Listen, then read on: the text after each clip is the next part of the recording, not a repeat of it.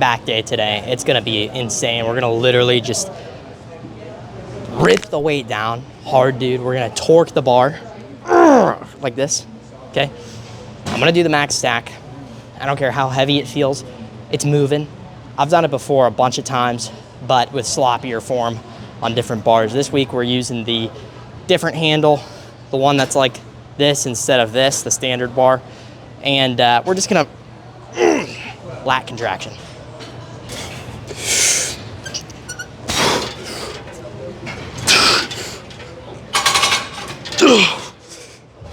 Oh my gosh, that moved like crap, but that's okay. It was a PR with this handle technically, because I've never really used this handle before. But with that said, I'm gonna drop the weight to like 230, see how it feels. Part of working out is feeling some kind of mind-muscle connection, right? I'm not saying that you absolutely need to, you know, be a pansy about it and just really feel everything and then forget how to actually train intensely. But with that said, I think there's a time and a place for more controlled sets, and I think there's a time and a place for more cheating sets.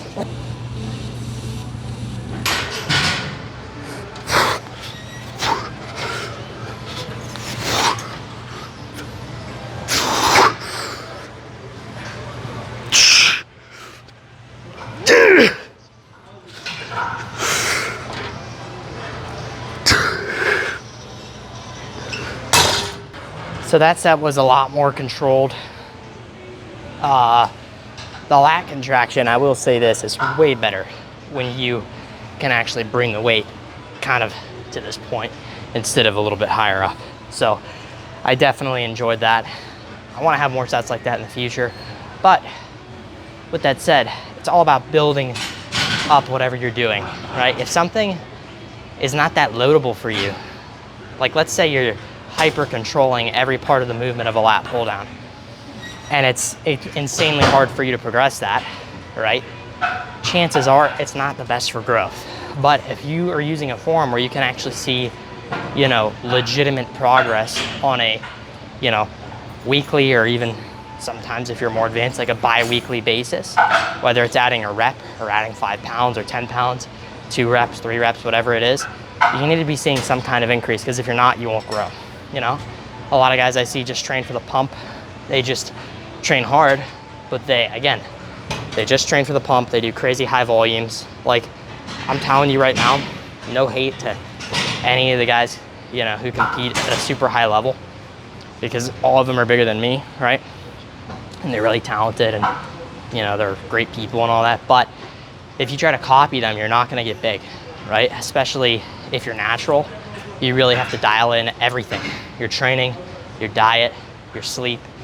Because if you don't, you're not gonna make any progress. And these guys have a separate stimulus, if you know what I'm talking about, that causes them to have, you know, a little extra layer of progression than you would have. Well, a huge layer of progression. So don't be afraid to keep doing what works. Keep progressively overloading. Figure out what you like the most. You know, which exercises feel the safest to you, which give you the least tweaks, the best stimulus, all that, and you'll grow.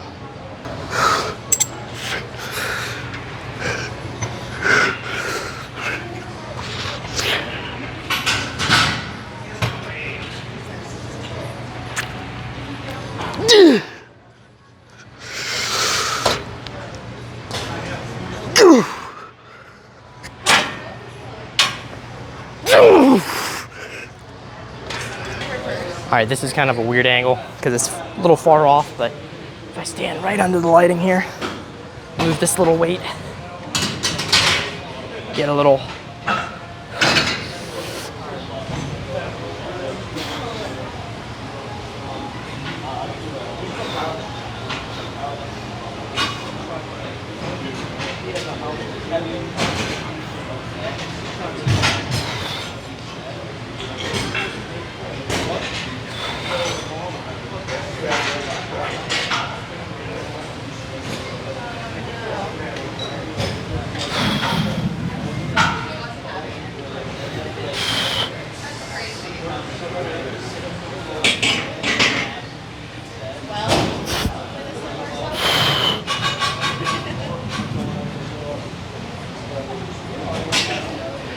Not too bad. And let's do one back pose, or two, or three.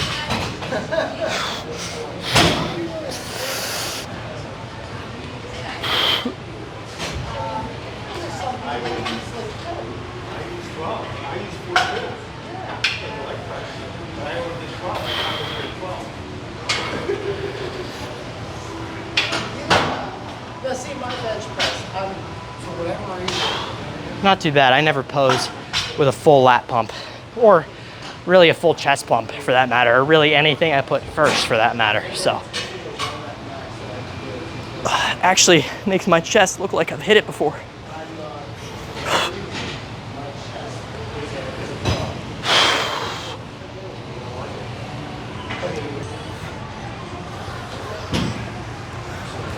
All right, you guys should help my algorithm a little bit and tell me whether or not I'll be able to hit these 5 plates. And then, if you wanna get a bonus points on this quiz, tell me how easy I'll be able to hit it. Am I gonna leave a rep in reserve? Is it gonna be insanely hard to the point where I have to cheat my freaking butt off? What do you think? Put it down in the comments if you guys love me, which I hope you do. Even a little bit, just a little bit.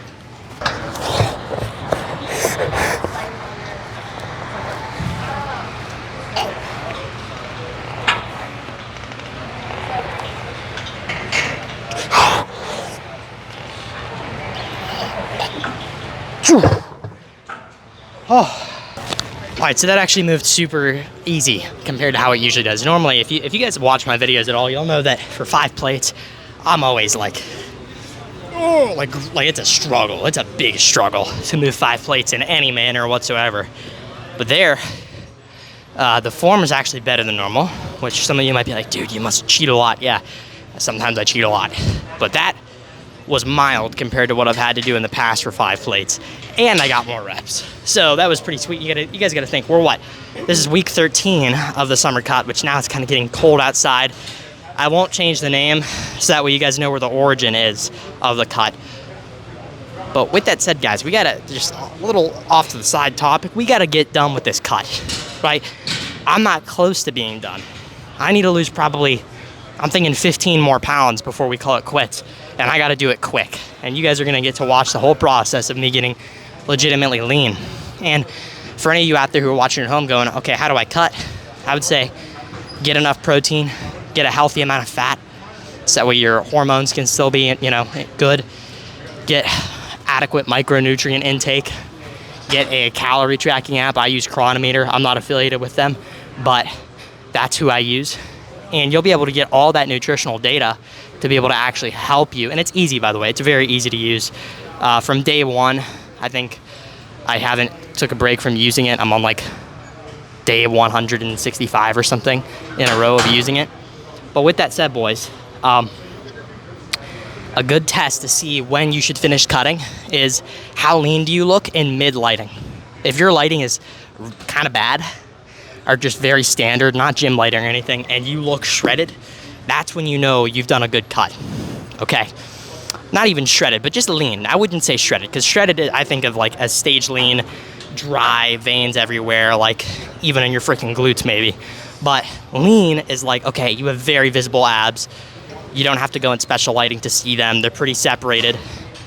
You got a decent amount of veins maybe, and some people have better genetics for that or worse, but you get what I mean. Get lean enough to where you know you're not deceiving yourself. That was a long side tangent. Not even much of a tangent, but just kind of a piece of advice on how to cut. But other than that, let's get to this set.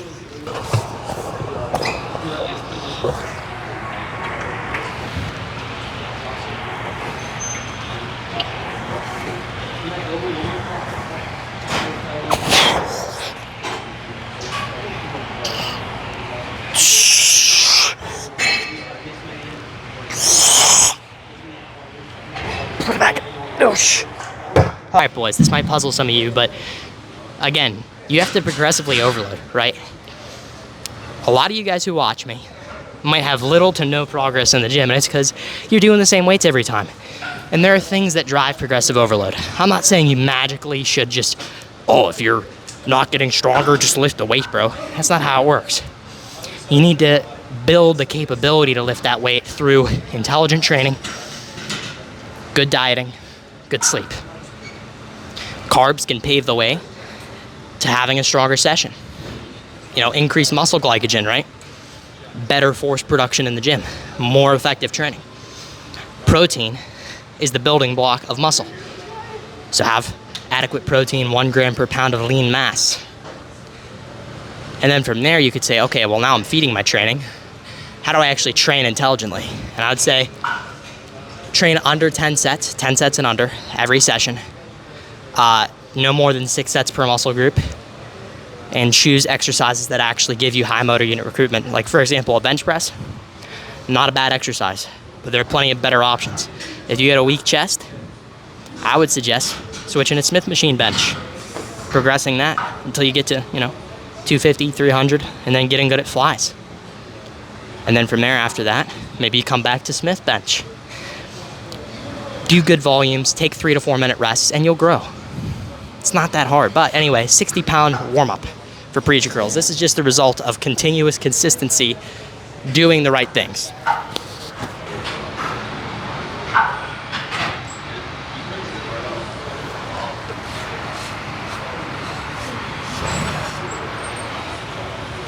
$70-pound dumbbell preacher curl.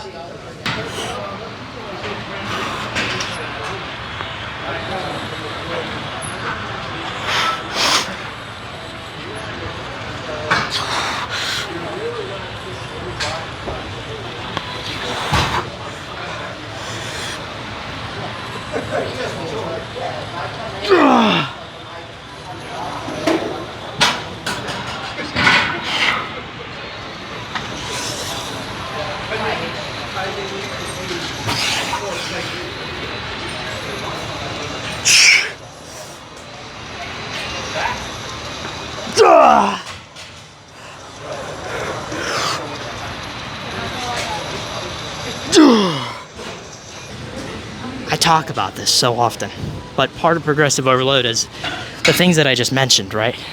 Which is supporting progressive overload. But after you've supported it, it's your job to execute it, okay? Training hard is totally up to you. You could choose to come in the gym supporting all the progressive overload with your diet, sleep, intelligent training. But until you bring intensity, it's never gonna happen. You could take somebody who doesn't train or trains with low intensity, they might have their diet, their sleep, everything locked in, but if the intensity isn't there, they're not gonna make any progress. So don't be afraid to say, okay, I know I'm really pushing it. This weight might not even feel the most manageable, but I'm gonna try to do it safely and with a boatload of intensity. It should feel a little bit scary, okay? Again, not encouraging you to be unsafe with what you're doing, but every set should feel like, man, I don't know if I'm able to do what I'm trying to do here. And your track record of your training should be able to prove to you whether or not you can do a little more the next time. So keep that in mind.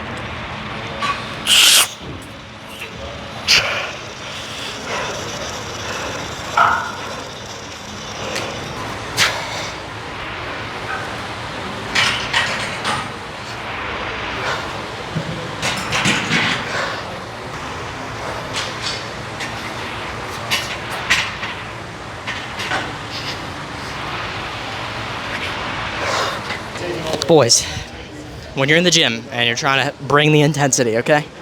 It's important to like what you're doing. There's things that are optimal, there's things that work, but then there's what you like. And I think what you like, the majority of the time, is gonna give you a better result than what somebody else might tell you to do, okay?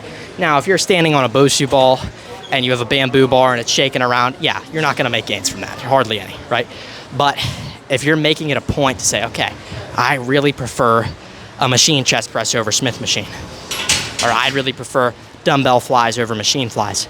Do what you prefer, do what you enjoy, because you're gonna go more intense, which is ultimately what matters, right? And with that said, don't be afraid to listen to stuff that motivates you.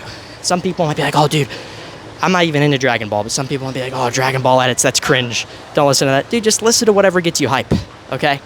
If you have to listen to Hello Kitty edits, I don't even know if that's a thing. I'm sure somebody has made it a thing. Do it. Whatever gets you hype. Whatever gets you clicking and ticking, okay?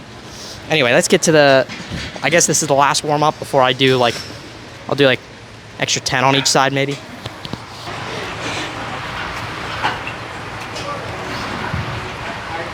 Good form.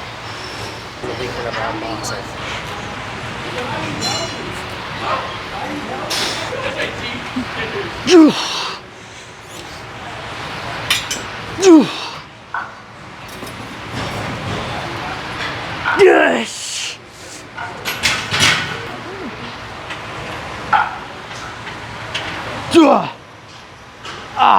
Yeah, your eyes are really hanging. It's like I can only see out of the left side of my brain right now. Yeah, I bet you can. It's like, you know, I don't know if you ever saw it, the chick, I think it was Paige Van Zandt. Yes, I know exactly what you're talking about. She's like, oh, it was great, it was fun, it was awesome, it was new. That is-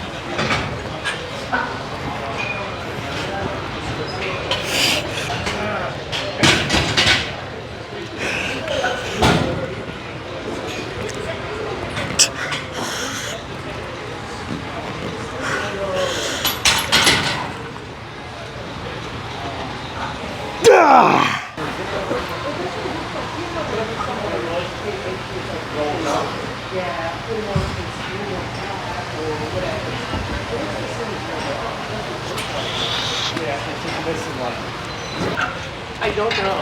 I pulled my leg. Yeah, makes sense. Yeah, I pulled it up, and it was like, and everyone was like, oh. Show me big forearms and I'll show you a bigger wrist curl, okay? My forearms are decent. I wouldn't even say they're amazing or anything like that, but they're definitely, especially for my age, I think they're up there, right? And with that said, dude, I didn't get them just by sitting there and doing what everybody else does. Oh man, your rows got it covered, bro. Yes, your forearms will grow fairly congruently with your rows, your pull downs and all that, but you're not gonna get crazy development at all if you're doing what everybody else does. You will have forearms like everybody else at your level if you do what everybody else at your level does. But if you go above and beyond, and this goes for any muscle group, if you go above and beyond and say, okay, what can I do to make my forearms as big and strong as possible?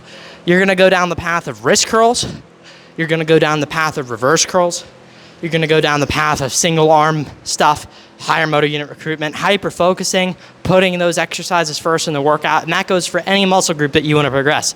If your chest is a weak point, put it first in the workout. If your lats are a weak point, put them first in the workout. If your forearms are, I would say they would have to be a very strong, ironic, very strong weak point for you to actually say, okay, I'm gonna put them first.